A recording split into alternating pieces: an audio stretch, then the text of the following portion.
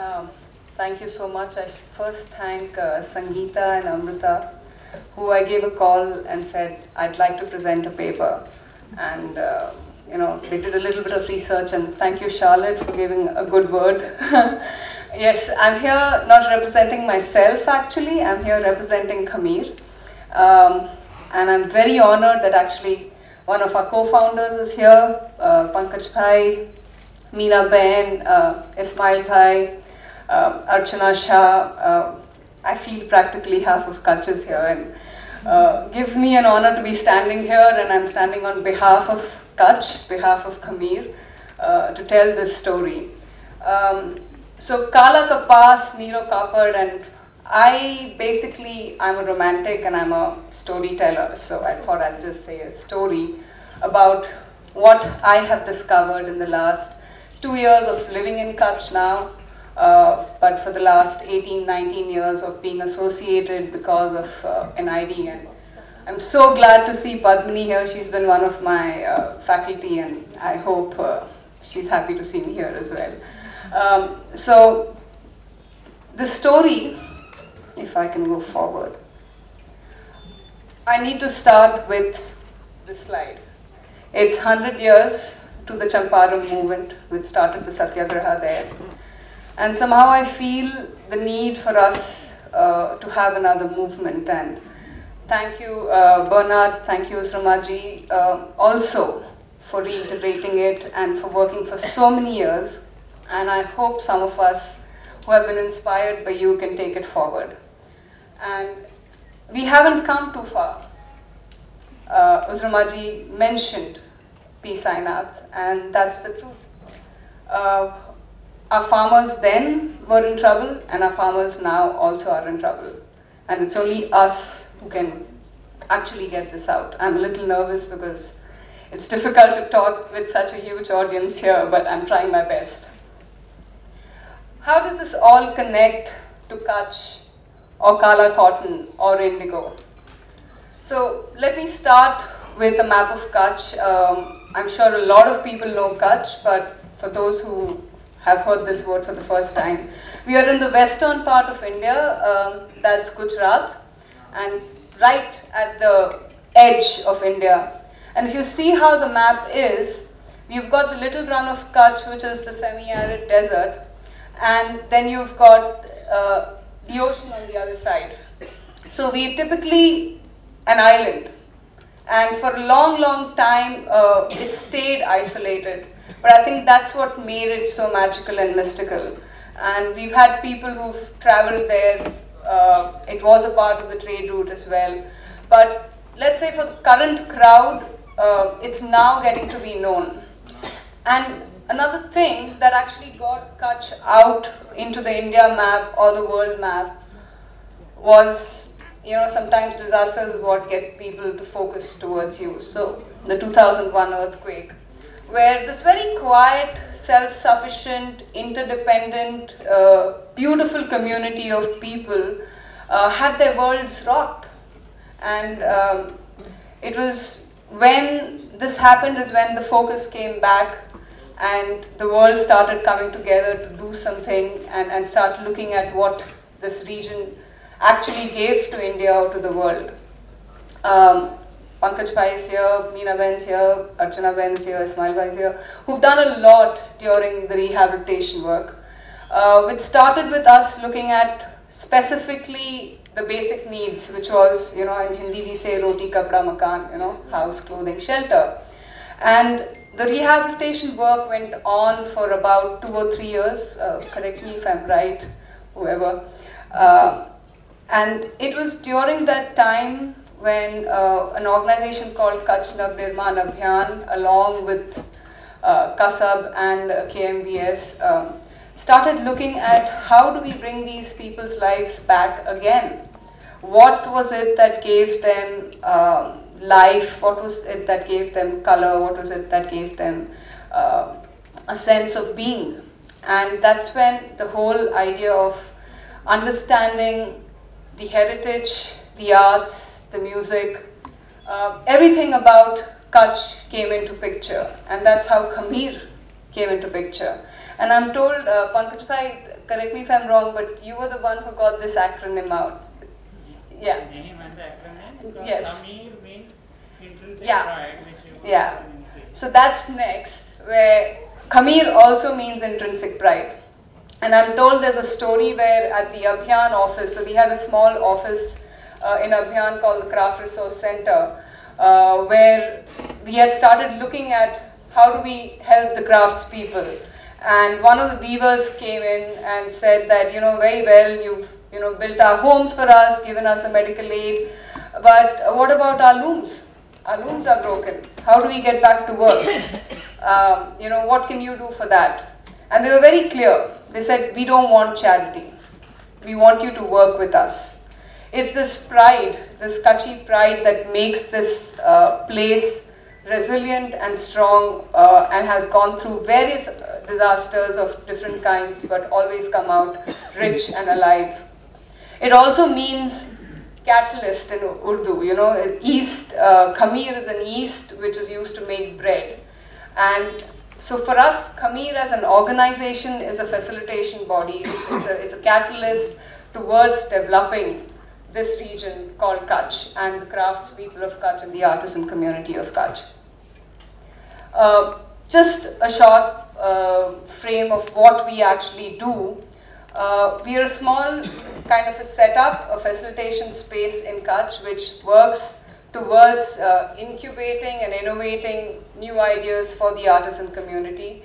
We're also into education, a lot of cultural engagement where we like to get communities to work together, understand their each one's frameworks, present themselves together to keep that interdependency of communities alive, as well as move forward with a lot of research work to bring in the old knowledge, the traditional knowledge, and take that forward into practice. I think we were inspired by Malka for sure, Rosramaji, so thank you so much for Malka. Main objective is to preserve the pride and build an identity. So when the work began, it was very clear that we've got to work along with the crafts people and we've got to give them whatever they want to keep their practices alive, to keep their tradition alive. But at some stage, it was also like, where do we get that identity from? What is that uniqueness that we can bring in to Kaachch that will actually bring back the richness that was getting lost and dwindled? And here is where we said that this will only happen if we start looking at how we preserve the natural resources, the traditional knowledge, as well as the cultural linkages, the interdependency of craftspeople working with each other, which will actually maintain what we have in Kaachch. So that's where the story of Kala Kapas starts. So Kala usually in Hindi means black, but here it's not black. It's the name given to the pod of the cotton pod, and that's where the name comes from. So it's not black. Kapas is cotton, and it is an old world type cotton of the form herbaceum.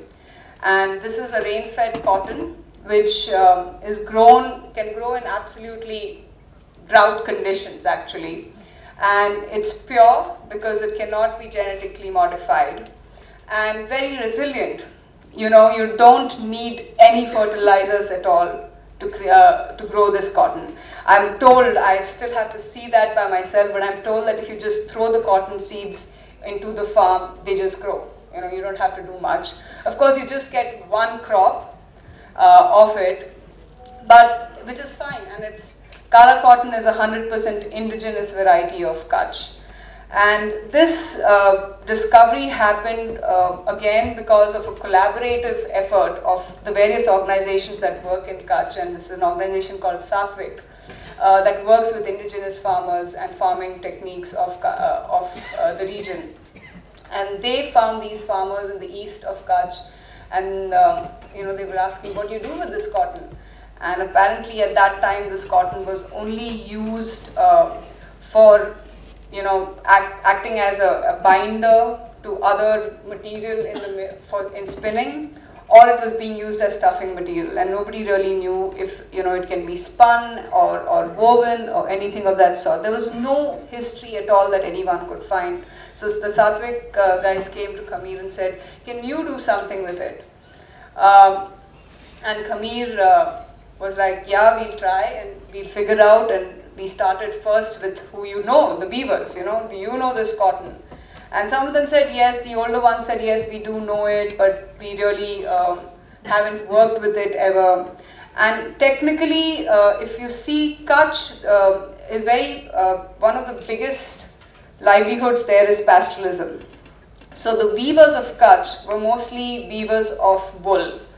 And some of them said they did weave some cotton somewhere, but there was no history or no specific time that anybody could give. And then we said, okay, let's stop there and let's go back and first understand from the farmers. Maybe they can give us some kind of an idea of where Kala Kapas comes from or Kala cotton comes from. And this is around 2007 when Khamir went to the farmers, and we started having a lot of conversations with them, understanding this cotton, picking up the cotton, sending it out to various experts that we knew in Gujarat and across to get them to see the fiber, understand it, what we could do. And the most important aspect as to why we felt that we couldn't find this cotton anywhere was because there was no organized collection. There was no organized format of buying this cotton from the farmers either. So the first thing that Khamir set out was that take the risk and get some organized cotton collection and cotton buying happening from the farmers. And that's what we started. We initiated this and said, let's just buy it. And we bought about, I think, 300 kilos of cotton and said, let's buy it and then we'll see what is to be done with it. And this began a story which today, now, I don't know the real number, we've got to still find out, it's difficult to map it anymore. But we ourselves bought about, close to about 40,000 kilos of cotton last year. Because that's how much, and Kala cotton alone. And the challenge was in spinning. Nobody knew how to spin it, and Uzramaji has already told us it's the same challenge, that it's short staple, go to the mill says we can't spin it because all our technologies for the long staple fiber. We tried to find people who could hand spin it, and there wasn't anybody using charkhas anymore in Kaachch or in Gujarat. Very few Gandhians who were just practicing it out of a hobby said they'd spin it for us, but that was not going to be production friendly. Also what happened is that even if we wanted to use the ambar charkhas, which is supposed to be khadi yarn, you needed the sliver, so you still needed a mill. And so it was about trying to find a mill that would agree, because now all the mills across, so we don't have mills in Kaachch at all. They are in Surendranagar, which is to the east of Kaachch. Finally, one mill in Limri said, okay, we'll spin it for you. But then when they saw the cotton, they were like, oh, we can't use it because the pods were closed. Usually when the cotton harvests, the little flower comes out and you can just pull it out, which meant there was an extra process to this, where you had to manually open the pods. And so they sent it back saying, we don't have people for that. So then I've heard, and this is all stuff that has been handed over to me, and my colleagues, and one of them, Paresh, who's sitting there quietly, they're the ones who should be applauded for the work they've done. So then they went back and they found someone who could open the pods, organize women to come together, open the pods, send it for ginning, and then send it to the mill for it to be finally spun. So the first lot of machine spun yarn that came to Khamir took about 2.5 years. And this was started by an 80-year-old passionate man. Yes. And he got us yarn spun first time from the mill. Absolutely. So there, yeah. Yeah, he's passed away now. He passed away, Yeah. but at the age of 80, he was passionate Yeah. to do something about it. So we need all our grey-haired people around. So let's just thank you very much for everything. So yeah, so it took about 2.5 years to get the first lot of spun Kala cotton. Didn't stop there. We didn't have our weavers who wanted to take it, and I don't know if Shamji Bhai or Dinesh Bhai are here, but yeah, they saw the cotton and said, you know, बहुत मोटा है, it's very thick, we can't weave it, it's not good cotton, and it won't work. So Khamir had a challenge of actually finding weavers. Weavers are the maximum number of people in Kaachch who would accept to, you know, weave this yarn now. And finally, it was east of Kaachch, a small village called Thanetar, where we've got a very small community of weavers who are very enthusiastic to try new things, but it's sad that we haven't really been able to do much for them, and we're trying our best still, who actually wove the first lot of cotton, and they had a narrow width loom, which meant that all the cotton that we got was 21, 22 inches. The weight of the cotton was heavy, but a small collection was made, and we took the plunge of going forward with it. So it took about 4 years for us to get anywhere and get the first lot of warp come out. Technology not supporting, there was a lot of lack of knowledge, and I applaud the people of Khamir, and I'm very grateful to have a team like that, where we hardly have anybody who comes from so-called the textile technology background or a scientist or anything, but it's pure passion, pure need to find the idea and the solution that makes this team go out every day and find a solution and come back. And that's what is more needed at the grassroots level than always trying to find, I think so, experts, because they know the place better. And we were just committed to this and said, okay, 22 inches fabric, a lot of people did not want it. They said, you know, we can't stitch anything out of it, so you need to give us better fabric, bigger widths, which we can then put into production, because technically the market outside is used to a certain sort, which I think somewhere it's because of our mill-made and power loom fabrics that everyone has this 32 inches, 36 inches, 44 inches. We can't do with a lesser widths of fabric. Is where we had to change a few things. Simultaneously, while we were working with Kala cotton, there was something missing. Color, you know. Color was very important. You know, we're talking about textile. You can't just do Kora textile. So I love white very much, but we need some color in our lives. Kaachch is all about color. So simultaneously, there was another team at Khamir looking at the dyeing aspect. And even before anything, what had happened was Kaachch started getting introduced with all these synthetic yarns like acrylic that, you know, replaced wool, and not synthetic but the machine spun, softer, thinner varieties of cotton from South India, which the weavers started using.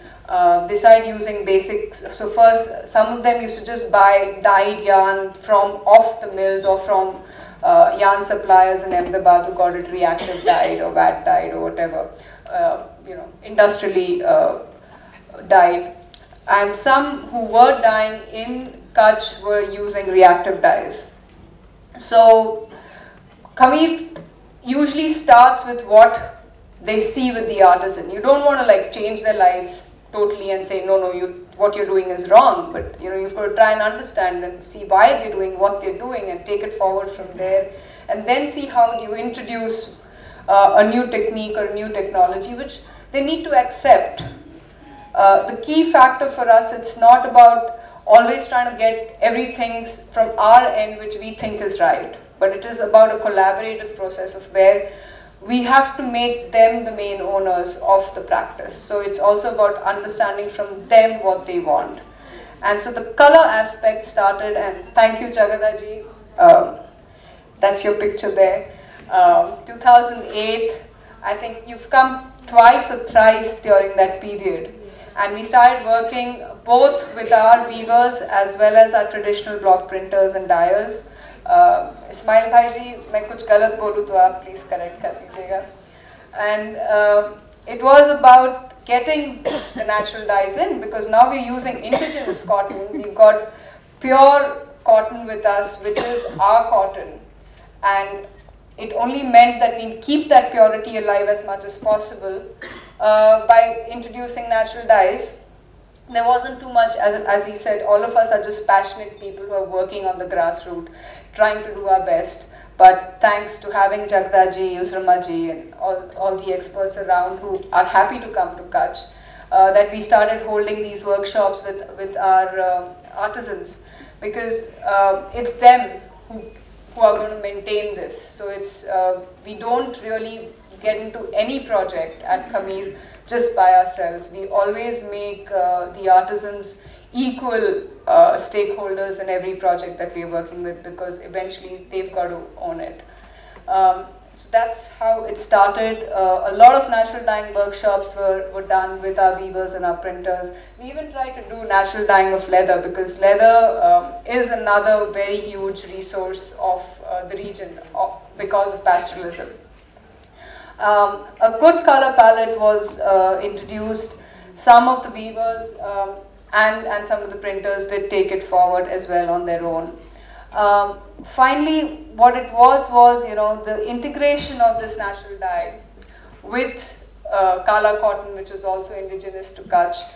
And it was basically to maintain that pride. You know, when I began, I said we were looking for this identity that Kaachch could hold and call its own again, or which would be relevant to today's time.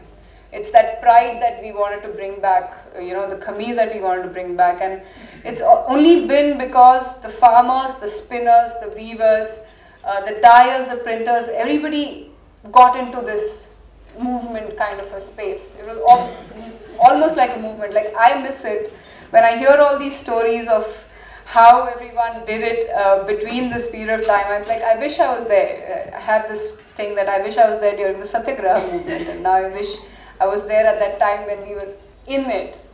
But yeah, it was because of them working so passionately, so honestly, is why Kala cotton woven with natural dyes happened.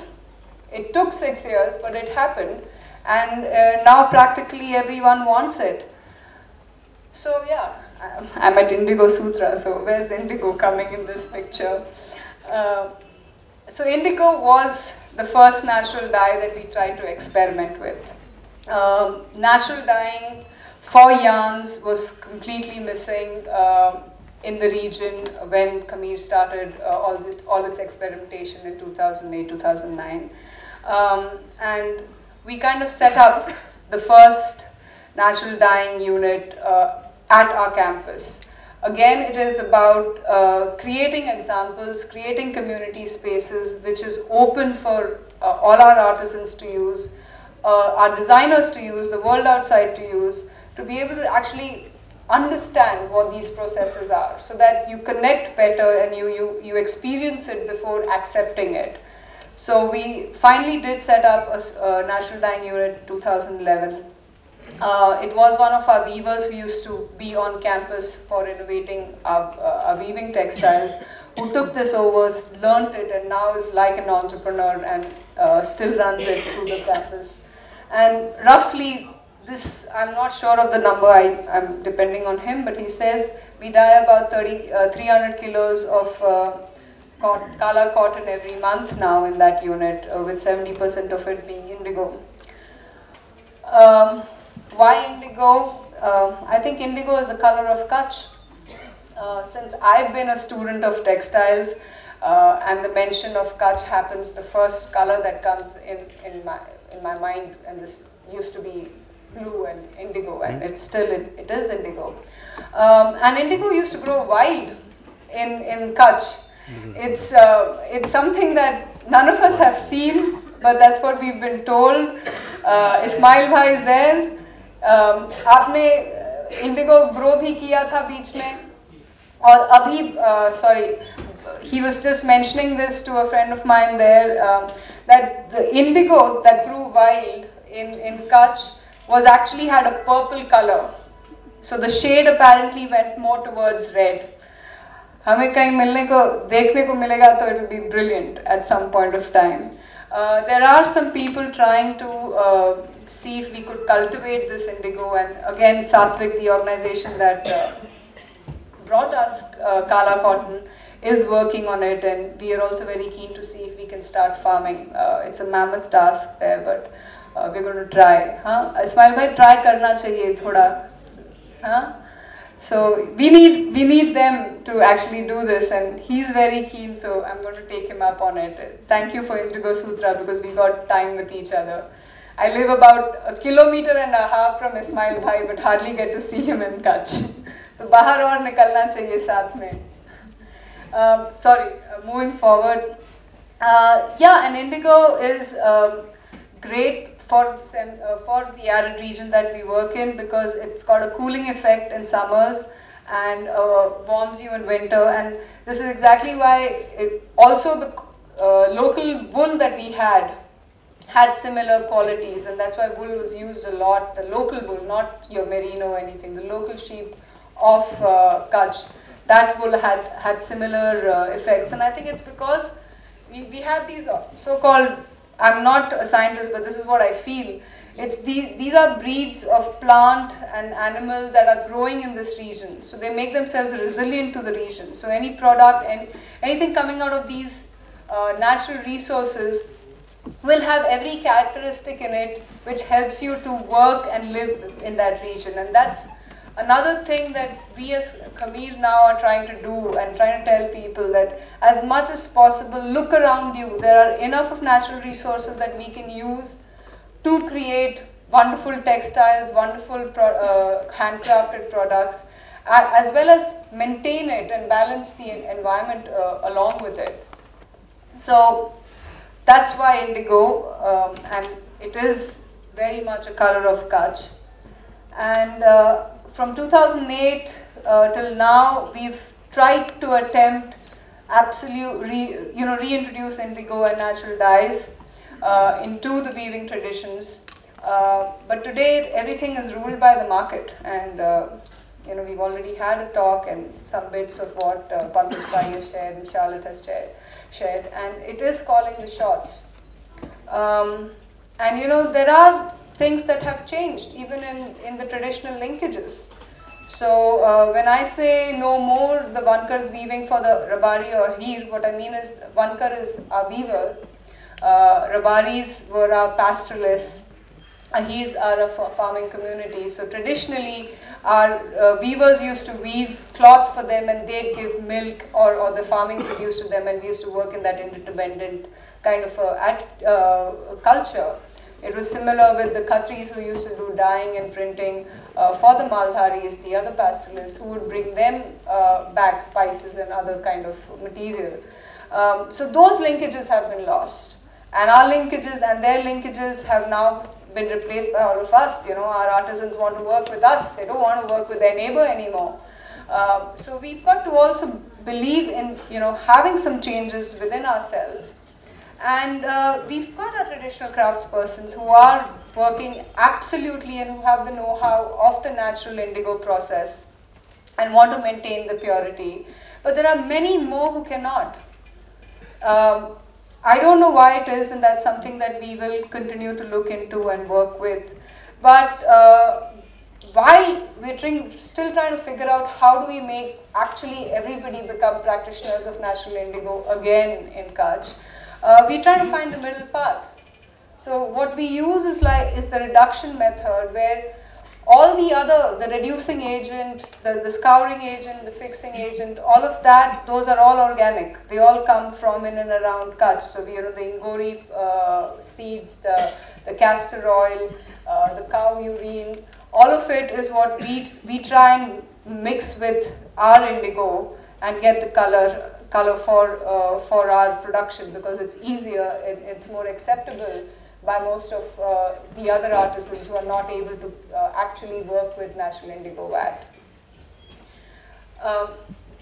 So here again, the other bit is where no one easily parts with traditional knowledge. So that's another thing, it's competition. So even if I do know how to actually make a proper vat, I know the recipe, everything, I'm not going to share it because then my USP is lost. So I'm very glad to be at this conference because I've learned a lot and I'm going to go and experiment. Everyone wants the look and feel. It's also something to do with the price. It's the demand. You know, we have a lot of buyers who expect us to do, give them hand spun, hand woven, natural dyed fabric in 45 days. Doesn't happen. Does it? I don't know. I don't think so. It doesn't happen to us at least. And then if we ask them for 75 to 90 days so that we're perfect in our working, they're like, oh, it's too long, you know, we'll lose the fashion cycle. So in those kind of demands that come out from the market is why then we as artisans or we as practitioners start looking at how we, you know, find the middle path. But our endeavor has been, and it remains, it is that we conserve this traditional knowledge somehow. And we still try to give the market what it wants. You know, you don't want to compromise, but we want to get into finding something which can be a balance to both. And we want to work with the natural processes. And when I say natural processes and not natural indigo, but it is inspired by the entire story of indigo, is this. I very deliberately used local words because I want even my friends from Kaachch to understand that I'm talking even for them. That this is what the traditional linkage was. The Kherut is our farmer, the Katai Walo is our spinners, the Khatri is our dyer and printer, the Bankar is our weaver, and Darzi or Bharatwalo are our tailors and embroiderers. This is what happened. This is, I get very excited when I talk about it, and I wish I lived in that era where each one of us had something to share with the other that made craft, made art, made color, made life so beautiful. And we can still do this if we continue to try and do these value chains within the ecosystem that we work in. And all the skills of every kind are available, I think, in every ecosystem. So from that value chain comes our value chain. And it's, I'm very grateful to all the work that's been put in for all these years by our artisans in Kaachch, that actually this is one sector that has managed to really come out into the open by itself and bloom. And it is because somewhere the resilient and the need for us to have our pride and identity has been maintained. And at the bazaar, we've got our weavers, our Bandhni artisans, everyone who's there. So I would like you to go and visit their stalls and support them. They have become the entrepreneurs now, they've become the designers now, they are the ones who are the leaders of Kaachch. Khamir will remain to be a facilitator, we remain to try and do new things for them, bring in the innovation, bring in all of you to Kaachch so that we get more ideas. Jagadaji, I need you back at Khamir soon. And our designers who've been supporting us for a long time as well. And many of them are here. I don't know if they want me to mention their names, so I won't. But who've also been coming and patiently working with all of us and helping us. So that's what it is for us. It's a movement. It's a philosophy and an ideology. We need to believe in the fact that we need to maintain our ecosystem, our environment, our culture, our tradition by working with handcrafted textiles, handcrafted products, natural products, organic products, which also get our artisans, you know, their space and give us a space to live in which is cleaner and more fresh. So yes, it is a change for us. We're trying and we're bringing back the Khamir as far as possible by trying to also look at fair price, commitment, absolutely non-negotiable terms and conditions. Want the ownership to go to the community eventually. You know, it is, I always will maintain that Khamir is a catalyst and a facilitator to a region. And keeping it relevant for the market. I also stand here as a representative of the Cotton Collective, which means that there are other groups that are across India. There's Malkha, there's Tula, Janpada, who are trying to work with the other indigenous cotton varieties across India.